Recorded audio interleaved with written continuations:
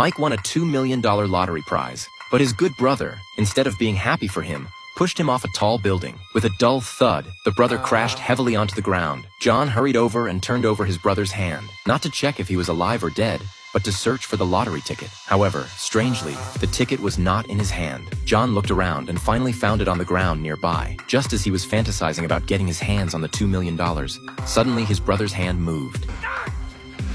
In a panic, he picked up an iron bar beside him and unhesitatingly smashed it towards his brother's head. Seeing that the other party was no longer responding, he took out a pair of disposable gloves, found a small car, and when no one was paying attention, pushed his brother's corpse onto the highway. Because there was a large truck parked opposite, he used a crowbar to pry open the door's iron lock and threw the corpse into the truck's compartment. Before leaving, he had doubts and gave his brother's body another hard smash. After doing all this, he threw the iron bar into the car, intending to shift the responsibility to the truck driver. Finally, he returned to the scene, cleaned up all traces, picked up the knife on the ground, took it to his brother's workplace, washed it, and put it back in its original place. After completing these tasks, he climbed back to the roof and used binoculars to stare at the truck's movements. Before long, he saw the truck driver return, but the driver did not drive away immediately. Instead, he immediately noticed that the compartment had been tampered with. Sure enough, when he opened the compartment, he discovered the corpse. John nervously observed the situation, thinking that as long as the driver drove the car to another place, his plan would be successful,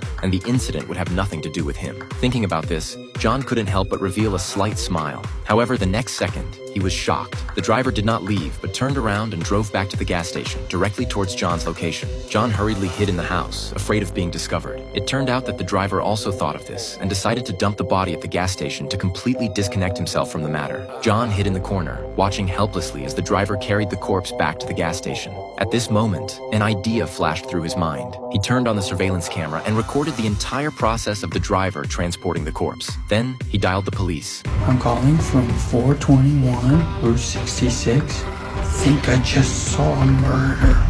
With this video, the truck driver was eventually arrested, and John went to the supermarket to buy a new scratch-off lottery ticket. When the clerk was not paying attention, he cleverly swapped the original ticket that belonged to Mike. Just like that, the $2 million finally fell into his hands. He thought he had done everything perfectly, but little did he know that he still left a huge loophole. The surveillance camera did not capture the driver killing Mike with a crowbar. Where's the bludgeoning? So how could it be determined that the driver was the murderer? In order to find out what exactly happened before the incident, Lisa found the person who reported it to the police, John.